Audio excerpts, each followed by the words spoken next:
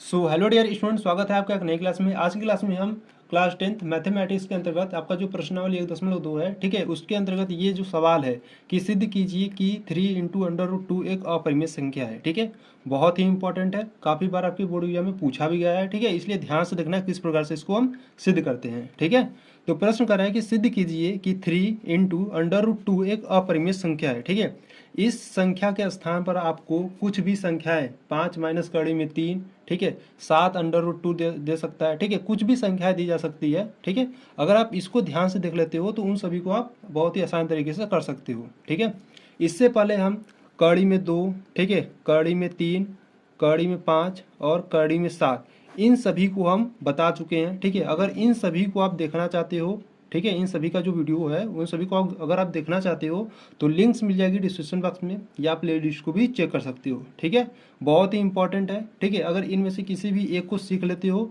तो इन सभी को आप कर लोगे।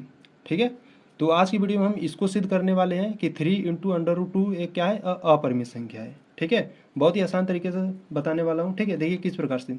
जब भी आपसे कहे कि ये जो संख्या है एक अपरिमेय संख्या है तो उस संख्या को पहले आपको क्या मानना है, परिमेय संख्या। ठीक है, तो यहाँ से हम मानेंगे। ठीक है, तो यहाँ से हम लिखेंगे माना 3 अंडर रूट टू एक परिमेय संख्या है।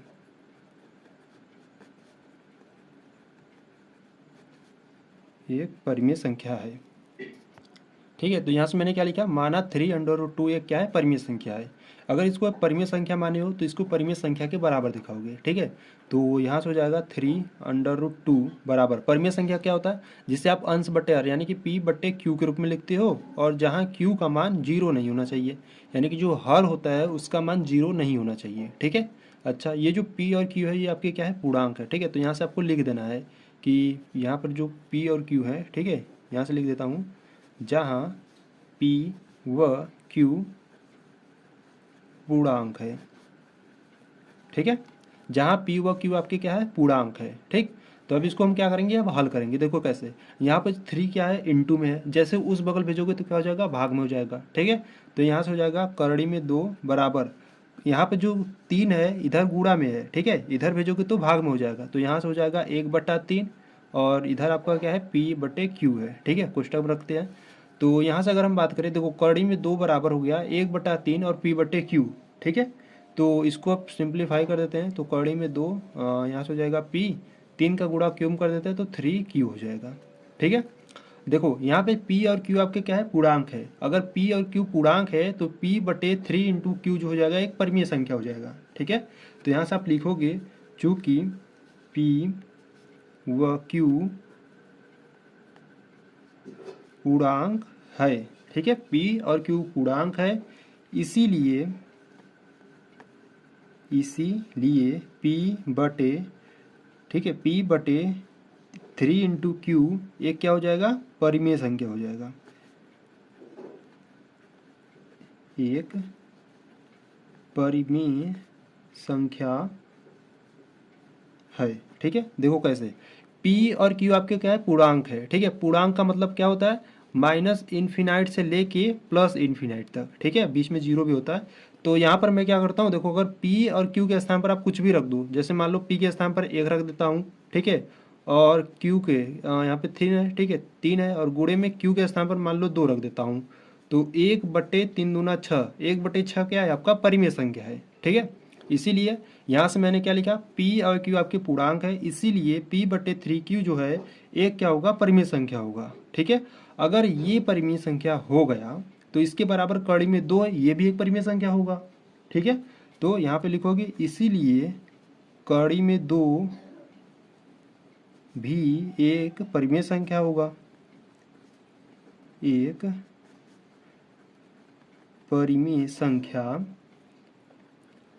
होगा। ठीक है, परंतु परंतु देखो, कड़ी में 2 हम जानते हैं कि ये कड़ी में 2 जो होता है वो क्या होता है, अपरिमेय संख्या, ये हम जानते हैं पहले से। ठीक है, तो यहाँ से हम लिखेंगे परंतु हम जानते हैं कि, ठीक है, परंतु हम जानते हैं कि कड़ी में 2 एक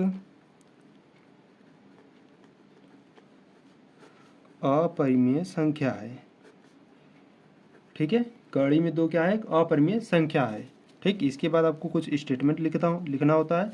ठीक है, अतः यह विरोधाभास, ठीक है, ये जो स्टेटमेंट है ये आपको लिखना ही होगा। ठीक है, तभी आपको फुल मार्क्स मिलेगा। अतः यह विरोधाभास हमारी गलत कल्पना के कारण हुआ है, गलत कल्पना के कारण हुआ है कि 3 इंटू अंडर रूट 2 एक परिमेय संख्या है। ठीक है, ये हमारी गलत कल्पना के कारण हुआ है। ठीक है, अतः 3 इंटू अंडर रूट 2 एक अपरिमेय संख्या है। ठीक है, तो यहाँ से हम लिखेंगे अतः यह विरोधाभास हमारी गलत कल्पना के कारण हुआ है कि 3 अंडर रूट 2 एक परिमेय संख्या है। ठीक है, अतः 3 इंटू अंडर रूट 2 एक क्या है, अपरिमेय संख्या है। ठीक है, इसी प्रकार से आपको प्रूव करना है। ठीक है, तो यहाँ से आप लिख दोगे हेंस प्रूव। ठीक है, तो इस प्रकार से आप बहुत ही आसान तरीके से, जब आपको 3 इंटू अंडर रूट 2 या 7 इंटू अंडर रूट 2, ठीक है, या प्लस करके देगा, तो इस प्रकार से आप बहुत ही सिंपली तरीके से प्रूव कर सकती हो। ठीक है, तो अगर आपको कुछ भी डाउट हो तो वीडियो को थोड़ा सा बैक करो या फिर एक बार दोबारा देख सकते हो। ठीक है, तो चलो मिलते हैं नेक्स्ट वीडियो में, तब तक के लिए जय हिंद जय भारत।